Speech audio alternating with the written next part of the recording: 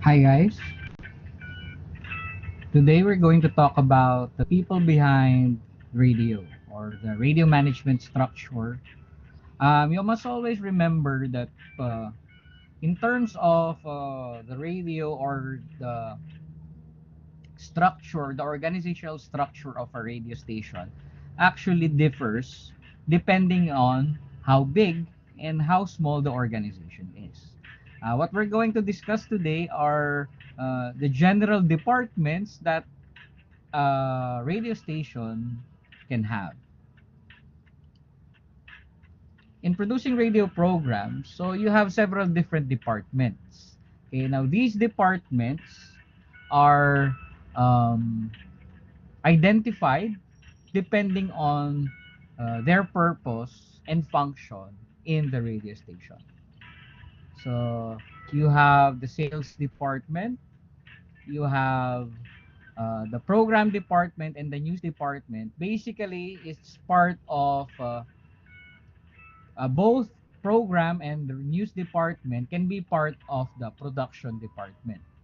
And then you have the engineering department. Okay. So of course, the engineering department is managed by electronics and communications engineers, by electricians, because they are the ones who are responsible for the maintenance of the equipment used for radio broadcasting. Okay, and then you have the production department for both program department and news department. So for program department, you have the director, the announcers, the production staff, and of course the music library. This primarily is used in FM radio stations. Then you have the news department, you have the news director, the newscasters, the reporters on the field, and of course the writers and researchers. Okay? So depending on what type of radio station you operate, if it's AM or if it's news or if it's entertainment, so you're going to have basically one or two of these departments in the production department. And then of course you have the sales department where for commercially run radio stations, you have your sales department under inside it, or as part of it, you have your sales manager and you have your sales staff. So they are responsible, of course, for advertising, for marketing, etc. Okay. So of course, you have the general manager, okay, or the station manager. He or she runs the radio station. Next, you have the program manager. So he or she oversees the programs that go on air. So the contents, the format, um, what restrictions do you have, or what rules do you follow. So the program manager is responsible for that.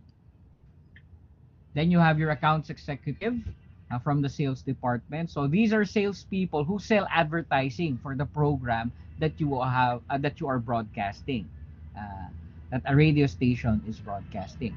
So they're the ones who deal with clients for advertising, for marketing, for promotion. So in a way, they are the ones who earn for the radio stations, literally.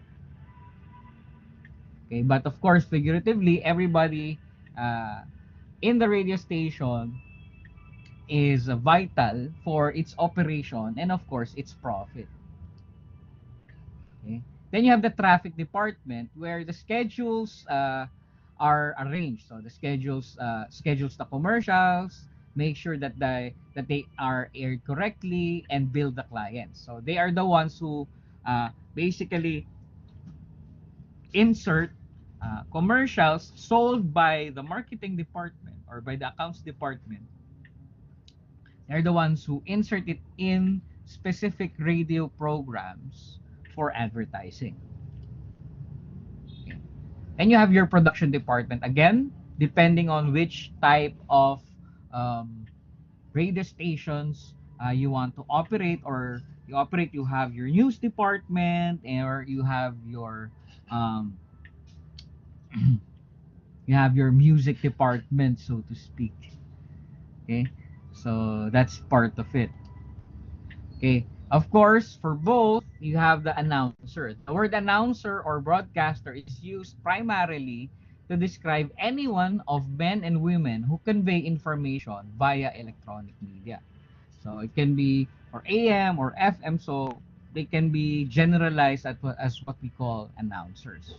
So in radio, depending on the content, you have several different radio broadcast performances.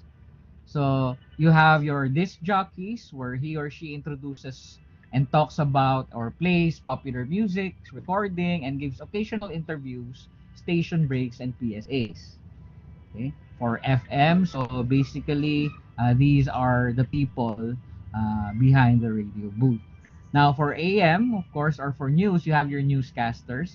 He or she is someone who prepares a newscast, edits it when necessary, and delivers or reads the news during a radio broadcast. Now, for some segments in news, then you have your sports commentators. Or he or she announces is an announcer who is responsible for giving running commentaries around the sports event. So these are for sports coverages, for basketball, boxing, for example, any sports coverages that the radio station wants to basically broadcast.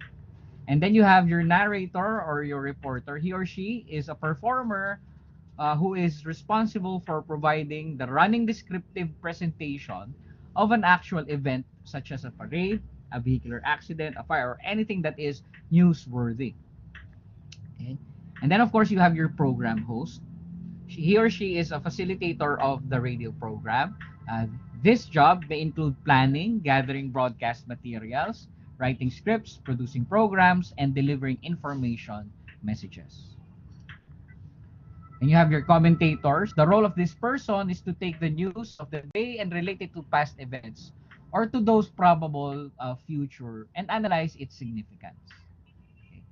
The moderator naman is someone who is very important to the panel discussion. The moderator guides and the pace of the discussion for talk shows, introduces the subject and the participants of the discussion and asks appropriate questions and clarifies viewpoints of each panel members. And of course, you have your voice talent or voice actors. He or she is the one who takes a particular role and delivers the dialogue in production. Now, of course, you have the engineering department who takes care of all technicalities involved in radio broadcast, especially making sure that the station is on air and is broadcasting properly. Okay? So you have your administration department. Of course, they're the one who takes care of the bills, the paperworks, uh, the human resources, etc. Okay? So of course, no organization can run without the admin department. Okay? You have your recent developments in radio. Um, for today, because of technology, radio doesn't really just broadcast using radio waves anymore. Some radio stations are actually uh, more digital, so they run using satellite broadcasting for better coverage and for, of course, um, more or wider reach. And of course, you have your internet radio where the radio broadcast can be streamed or can be broadcasted using the internet din. Okay. So for satellite radio, it began in 2001. It is a radio transmission via satellite with limited or no advertising available through subscription. So these are very unique radio stations that are basically it's like cable TV where uh, you subscribe to it but because of it it doesn't entertain advertising anymore.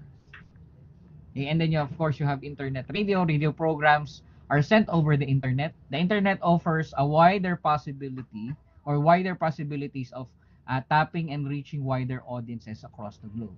So in terms of reach, in terms of availability of technology, and in terms of ease of use, I think the radio industry is actually evolving towards the internet.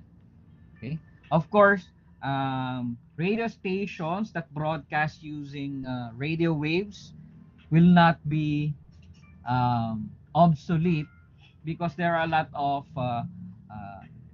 towns and cities that actually require or actually need radio stations or radio broadcast.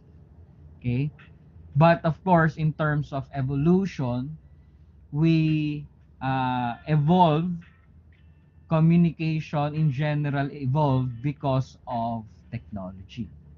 So that's the reason why, in my opinion, the internet radio will be the future of radio. But again, it will not happen, or